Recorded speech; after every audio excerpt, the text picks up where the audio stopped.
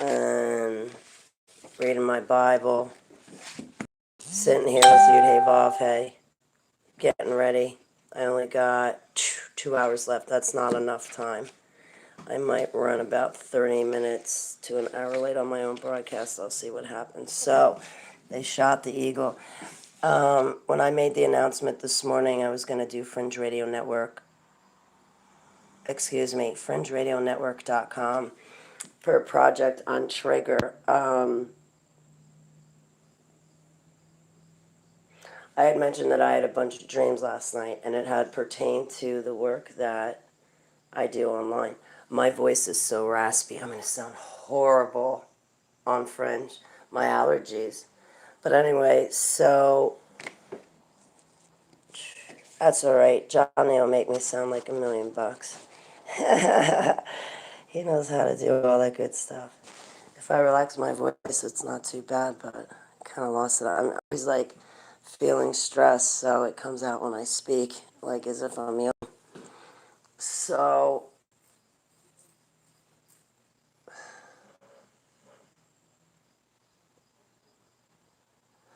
I had a bunch of dreams last night. At the very end, I saw the neighbor that harasses, stalks, and threatens me. I saw her with Huntress in my dream. And that was really weird because in the dream, the neighbor was mocking me. She was imitating my laugh.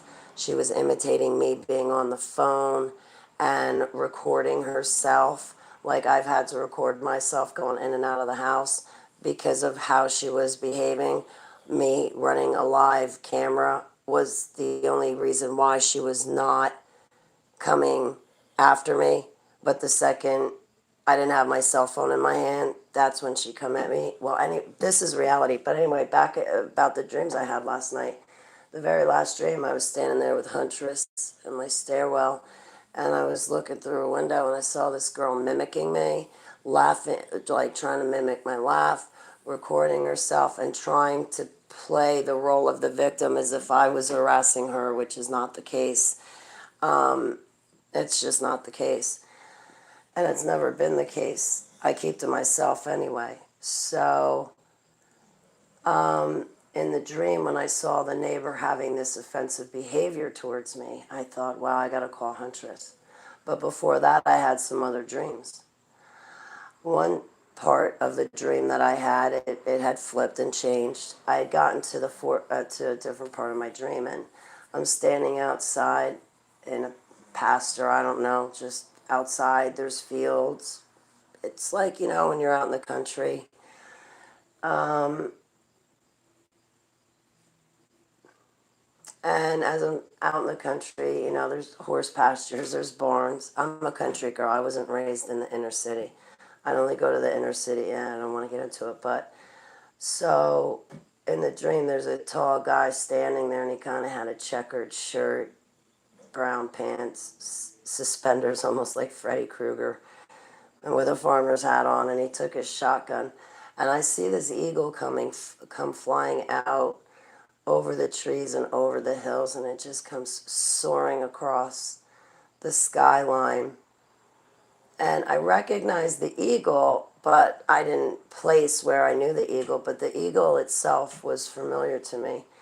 And I see this guy take out his shotgun or long rifle, whatever, and he raises it up and he points it at the eagle and he shoots at the eagle. Now, I can't remember the rest of the dream. I think it cuts off there. I'm not sure. I think maybe the eagle could have gotten shot and started bleeding, and then I woke up.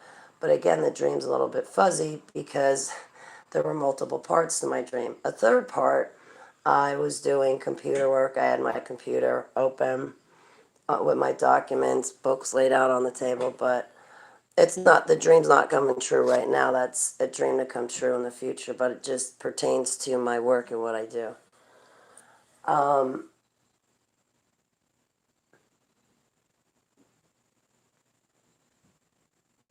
So as I'm sitting here getting ready for my broadcast, I'm rereading over and over and over again my Bible, and I'm spending time with Abba. And I really like this version of the Bible, except that it doesn't have a middle column. But that's okay because I got my NIV in different versions. So where was I?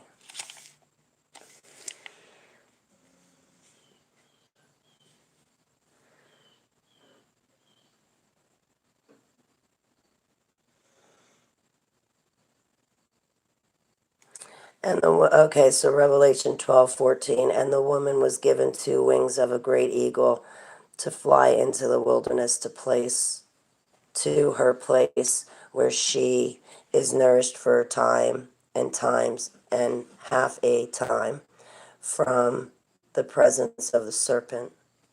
All right.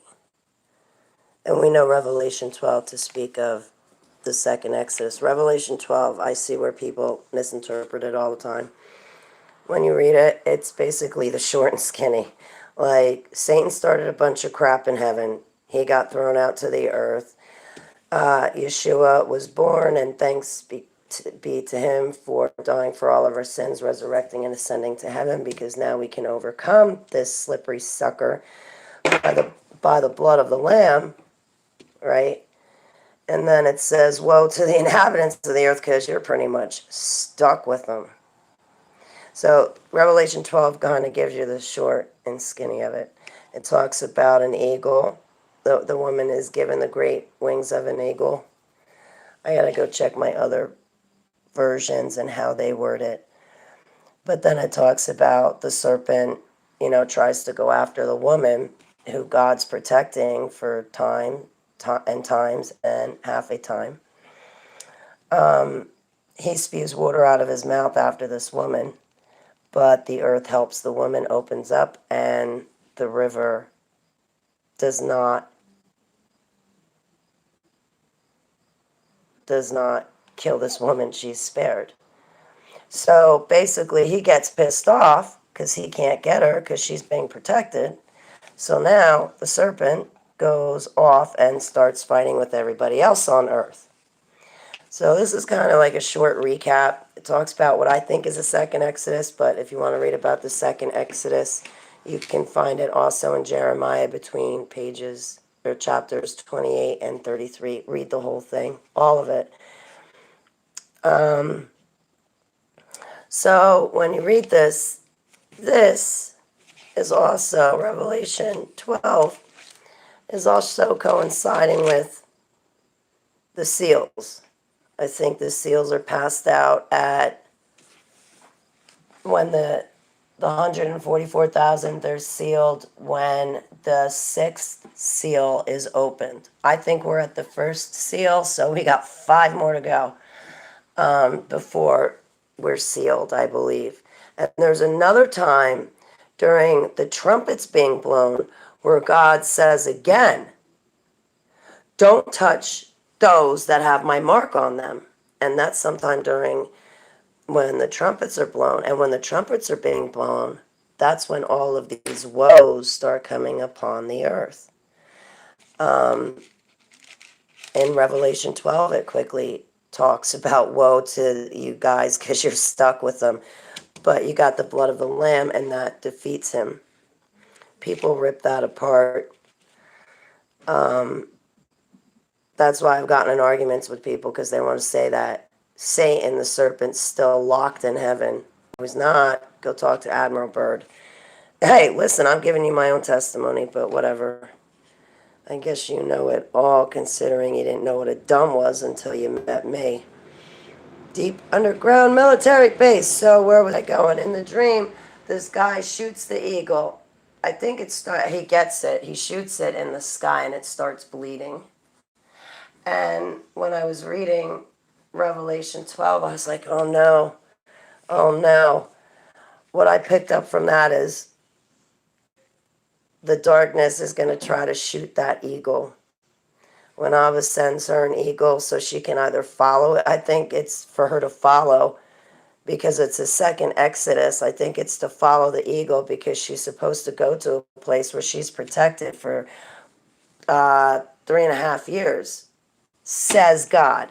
And yes, I do believe in the actual physical 1,000 years of reign.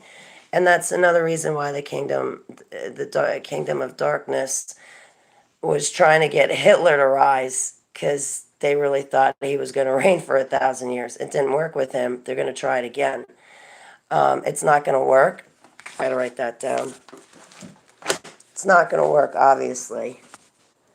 Hang on, excuse me. Hang on. His millennial reign is real, actual, and physical.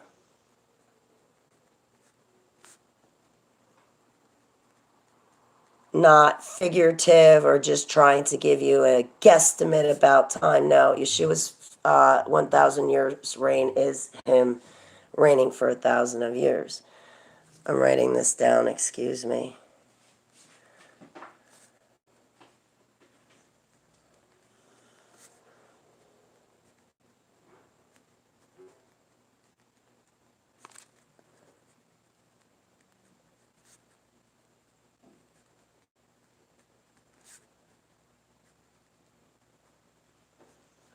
Years. Didn't work. Didn't work. So now they will try it again. And that's